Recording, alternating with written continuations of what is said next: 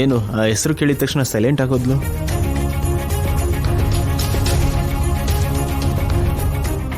ಅಮ್ಮ ಜಾನಕಿ, ಏನಾಯ್ತು? ಏನಿಲ್ಲ ಸರ್. ಆ ಮಕ್ಕಳಿಂದ ಇಡೀ ಸ್ಕೂಲೇ ಹಾಳಾಗ್ತಿದೆಯಮ್ಮ. ಅವರಿಂದನೇ ತುಂಬಾ ಟೀಚರ್ಸ್ಗಳು ರಿಸೈನ್ ಮಾಡಿ ಹೋಗಿದ್ದಾರೆ. ಜೋರಾಗಿ ಬೆದರ್ಸೋಣ ಅಂದ್ರೆ ಅವರೆಲ್ಲ ದುಡ್ಡಿರೋರ್ ಮಕ್ಕಳು. ಡೋಂಟ್ ವರಿ ಸರ್, ನಾನು ಹ್ಯಾಂಡಲ್ ಮಾಡ್ತೀನಿ. ತಾರ್ಲೆ ಹುಡುಗನ್ನ ಹ್ಯಾಂಡ್ಲ್ ಮಾಡೋದು ಹ್ಯಾಂಡ್ ಬ್ಯಾಗ್ನ ಭುಜಕ್ಕೆ ತಗ್ಲಾಕೊಂಡಿರೋಷ್ಟು ಈಸಿ ಅನ್ಕೊಂಡ್ಬಿಟ್ಟಿದ್ದಾಳೇನು?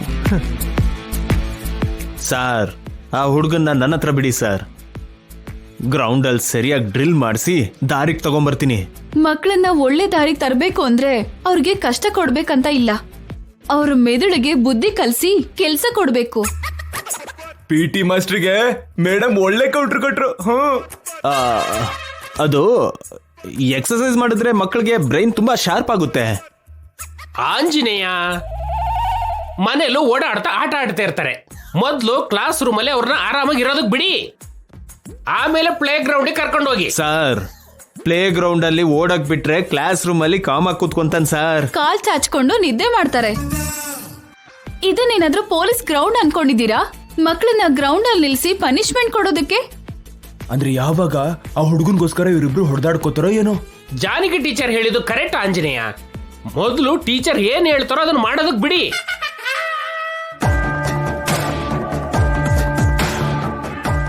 ಸರ್, ಆ ಹುಡುಗನ್ ಪ್ರೋಗ್ರೆಸ್ ಕಾರ್ಡ್ ನೋಡ್ಬೇಕು. ನೋಡೋದೆಲ್ಲ ಬೇಕಾಗಿಲ್ಲಮ್ಮ, ಎಲ್ಲ 0 ಇಲ್ಲ 1.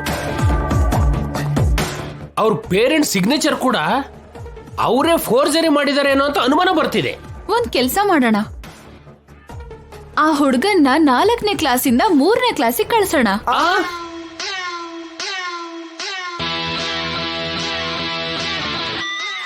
ಏನಂದಮ್ಮ? ಮಕ್ಕಳನ್ನ ಒಂದು ಕ್ಲಾಸಿಂದ ಹಿಂದೆ ಹಾಕಿ ಡಿಮಾಂಡ್ ಮಾಡ್ಬೇಕಾ? ಹೌದು ಸರ್.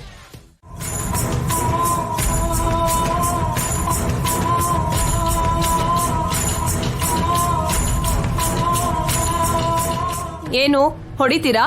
ಹೊಡಿರಿ, ಅದೊಂದೇ ಕಡಿಮೆ ಆಗಿರೋದೀಗ.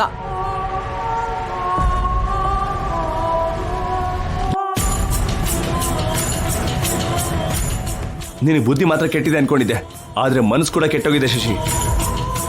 ಮನುಷ್ಯರನ್ನ ಕೆಟ್ಟದಾಗ ಅರ್ಥ ಮಾಡ್ಕೋತಿದ್ಯಾ? ಹೋಗ್ ಶಶಿ, ಒಂಟಿಯಾಗಿ ಕುತ್ಕೊಂಡು ಯೋಚನೆ ಮಾಡು. ನೀನ್ ಮಾಡ್ತಿರೋ ತಪ್ಪೋ ಸರಿನೋ ನಿನ್ಗೆ ಗೊತ್ತಾಗತ್ತೆ. ಯೋಚನೆ ಮಾಡೋ ಅಗತ್ಯ ಏನಿಲ್ಲ, ನಾನ್ ಮಾಡ್ತಿರೋದ್ ಸರಿನೇ, ನೀವೇ ರಾಂಗ್. ಶಶಿ,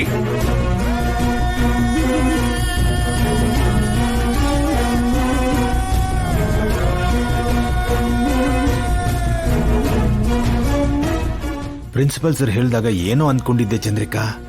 ಆ ಟೀಚರ್ ಸಾಮಾನ್ಯವಾದವಳಲ್ಲ. ಬರ್ತಿದ್ದಾಗೇನೆ ಸ್ಕೂಲಲ್ಲಿ ಜೈಗೆ, ಮನೆಯಲ್ಲಿ ಶಶಿ ಸರಿಯಾಗಿ ಶಾಕ್ ಕೊಟ್ಲು. ಎಷ್ಟು ದಿನ ಅಂತ ಪಾಪ ತುಂಬ್ದೇನೆ ಇರುತ್ತೆ ಪೌಡ್ರು.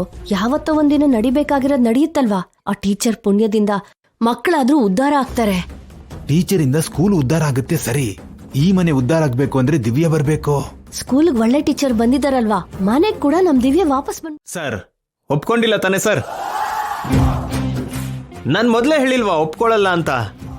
ಸರ್, ಯಾರೇ ಆಗ್ಲಿ ಪ್ರಮೋಷನ್ಗೆ ಒಪ್ಕೊಂತಾರೆ ಹೊರತು ಡಿಮೋಷನ್ಗೆ ಒಪ್ಕೊಂತಾರ? ಅದು ಅಲ್ಲದೆ ಅವ್ರ ದೊಡ್ಡ ಫ್ಯಾಮಿಲಿ ಅಂದ್ರಿ, ಟೈಮ್ಗೂ ಮನಿಗೂ ಕೊಡುವಂತ ವ್ಯಾಲ್ಯೂ ಬೇರೆ ಯಾವುದಕ್ಕೂ ಅವ್ರು ಕೊಡಲ್ಲ ಸರ್. ಟೀಚರ್ ಅನಾವಶ್ಯಕವಾಗಿ ಜಾಸ್ತಿ ಯೋಚನೆ ಮಾಡ್ತಿದ್ದಾರೆ ಅನ್ಸುತ್ತೆ ಪಾಪ. ಆಂಜನೇಯ, ಎಲ್ಲದಕ್ಕೂ ಅವಸರನ ನಿನಗೆ? ಅಷ್ಟಕ್ಕೂ ನೀನು PT ಮಾಸ್ಟರ್ ಇಲ್ಲ ರೇಡಿಯೋ ಜಾಕಿನ? ಅಲ್ಲ, ಶುರು ಮಾಡಿದ್ರೆ ನಿಲ್ಸದೇ ಅಲ್ವಾ? ಮಾತಾಡೋದು ಅಂದ್ರೆ ಅಷ್ಟು ಇಷ್ಟನಾ ನಿನಗೆ? ಅದು ನಿಜ ಮಾತಾಡೋದಂದ್ರೆ ಇಷ್ಟ ಸರ್. ನೀನ್ ಹೇಳಿದ್ರಲ್ಲಿ ಎಳ್ಳಷ್ಟು ನಿಜ ಇಲ್ಲ ಕಣಯ್ಯ. ಮಗುನ ಡಿಮೋಟ್ ಮಾಡೋದಕ್ಕೆ ಅವರು ಒಪ್ಕೊಂಡಿದ್ದಾರೆ. ಅಯ್ಯಪ್ಪ, ಒಪ್ಕೊಂಡ್ರ? ನೀವು ನಿಮ್ ವೇಷನ ಏನೋ ಆ ಲುಕ್ಕು. ದೊಡ್ಡ ಹರಿಶ್ಚಂದ್ರ ಇಳಿದ್ ಬಂದಿದ್ದಾನೆ ಅಂತ ನೋಡ್ತಾ ಇದ್ದೀನಿ ಸರ್. ಕಂಗ್ರಾಟ್ಸ್ ಅಮ್ಮ. ಬರ್ತಿದ್ದಾಗೇನೆ ಡೈನಮಿಕ್ ಆಗಿ ಡೇರಿಂಗ್ ಡಿಸಿಷನ್ ತಗೊಂಡೆ. ಮಕ್ಕಳ ವಿಷಯದಲ್ಲಿ ಪೂರ್ತಿ ರೇಸ್ ನಿಮಗಿದೆ ಅಂತ ಪೇರೆಂಟ್ಸ್ ಹೇಳಿದ್ರು. ಬದಲಾಯಿಸ್ಬಿಡಮ್ಮ, ಎಲ್ಲನೂ ಬದಲಾಯಿಸ್ಬಿಡಮ್ಮ. Thank you sir. Kumar madam, ಹೋಗಿ ಆ ಹುಡುಗನ್ನ ನನ್ನ ಕ್ಲಾಸಿಗೆ ಕಳಿಸು. ಆಯ್ತು ಮೇಡಮ್. ಸರ್, ಸ್ವಲ್ಪ